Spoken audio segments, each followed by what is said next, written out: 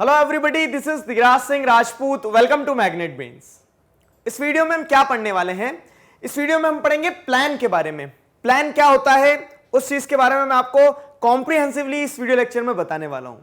देखिए, समझिएगा, इंपॉर्टेंट समझो। सबसे पहले अभी तक हमने क्या देखा? ट्रेडिशनली जो मैप्स बनाए जाते हैं, मैप्स देखें तो मैप्स के कंपोनेंट्स देखें।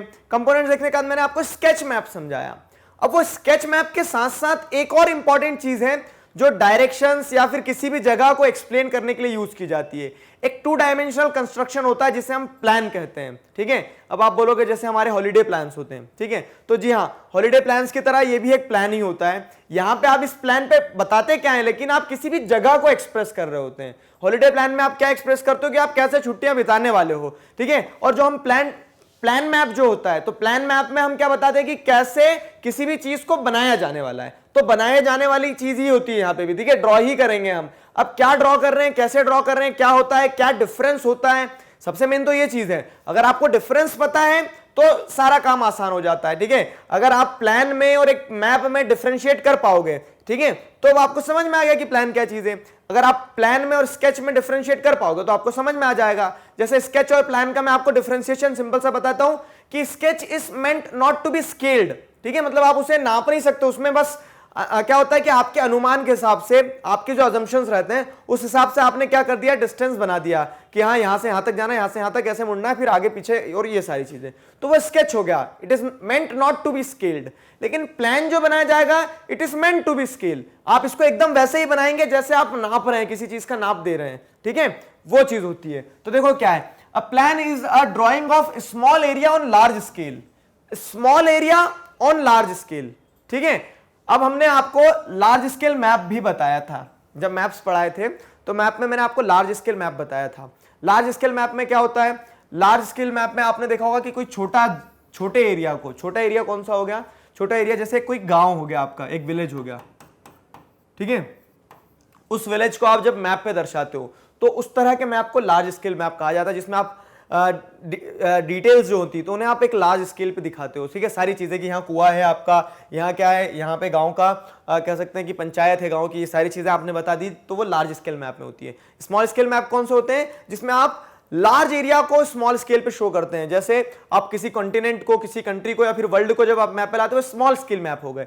लेकिन लार्ज स्केल मैप कौन से होते हैं? लार्ज स्केल मैप में आप क्या कर रहे हैं? लार्ज स्केल मैप में आप एक विलेज को क्या कर रहे हैं, एक स्मॉल एरिया को लार्ज स्केल पे शो करने की कोशिश करते हैं। ठीक है, तो अब देखो यहां पे वैसे तो लार्ज स्केल मैप बहुत सारी डिटेल्स बता देता है। सारी डिटेल बता देगा कि क्या बोलते हैं, सरपंच की भैंस कहां रहती है, सरपंच का घर कहां है, गांव कहां है, ठीक है, मुन्ना लाल का घर कहां पे है, सारी चीजें बता देगा। कौन? एक लार्ज स्केल मैप। लेकिन फिर भी लार्ज स्केल मैप की क्या रहती है? कुछ लिमिटेशन रहती है।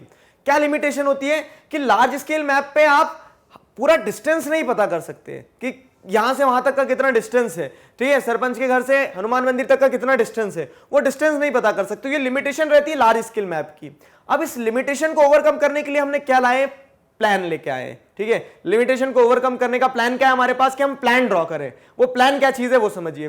तो प्लान क्या होता है? जब आप एक स्मॉल एरिया को, ठीक है, ये अब जैसे अब किसी घर का नक्शा है, ठीक है, किसी के घर का नक्शा है, मतलब कोई मकान बनाने वाला है, कोई हाउस कंस्ट्रक्ट करने वाला है, तो उस अंडर कंस्ट्रक्शन हाउस का क्या है, एक देख सकते हैं, तो एक क्या मिल गया आपको? एक मैप मिल गया, एक तरह से एक प्लान मिल गया कि हाँ, ये ऐसा ऐसा घर बनने वाला है। ठीक है, 2 बेडरूम होने वाला है, एक पार्किंग, एक किचन होने वाला है, एक हॉल होने वाला है। ये पूरी व्यवस्था रखी उन्होंने उनके घर में। ठीक है, अब आपको डायरेक्शन भी बता दी, इसमें ईस्ट ये है, वेस्ट ये है, नॉर्थ ये है और साउथ है। ठीक है, तो दक्षिण मुखी वो घर बना रहे हैं। ठीक है, साउथ में उनका एंट्रेंस रहने वाला है। फिर अब जैसे आप देखोगे तो यहाँ पे जो मैंने आपको बताया कि लार्ज स्केल मैप में आप डिस्टेंस क्या कर पाते हैं, नहीं शो कर पाते, लेकिन यहाँ पे आप डिस्टेंस शो कर रहे हैं कि 12 बाय 8-9 का क्या है उनका कमरा है। ठीक है, तो 12 फीट और 8 बाय 9 का उनका कमरा, मतलब एक बेडरूम है। तो इस तरह से बेडरूम वगैरह का क्या पता लग गया, पूरा साइज पता लग गया। अब आपको यहां से यहां तक का पूरा पता लग गया कि 40 फीट्स, ठीक है, 40 फीट का क्या है पूरा घर होने वाला है। इधर ऐसा कैसा होने वाला है, 20 फीट का होने वाला है। तो आपको क्या मिल गया? एक पूरा का पूरा रफ आइडिया मिल गया which is to be scaled, जिसे आप नाप सकते हो कि हाँ, इतना इतना है।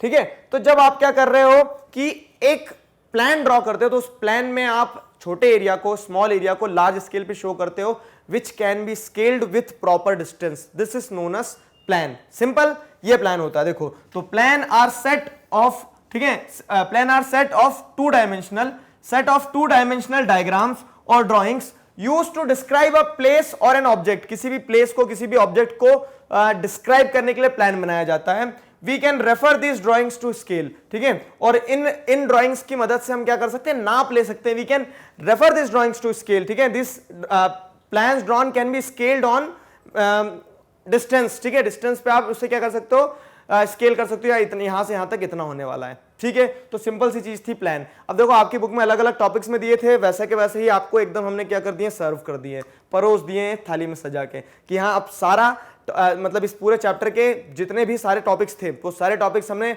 वन बाय वन डिस्कस करें। आई होप सारे टॉपिक्स क्लियर हो गए। किसी भी प्रकार का डाउट है तो feel free to ask in comment section. Till then stay connected, keep learning. Chapter हुआ है हमारा कंप्लीट, ठीक है। I know you are enjoying कि ये वाला चैप्टर भी कंप्लीट हो गया। चलो तो अब नेक्स्ट वीडियो लेक्चर से हम अगला चैप्टर स्टार्ट करेंगे। तो इसी तरह से बने रहिए, साथ में पढ़ते रहिए, क्या अच्छा लग रहा है क्या बुरा लग रहा है, थोड़े से फीडबैक्स भी देते रहिए।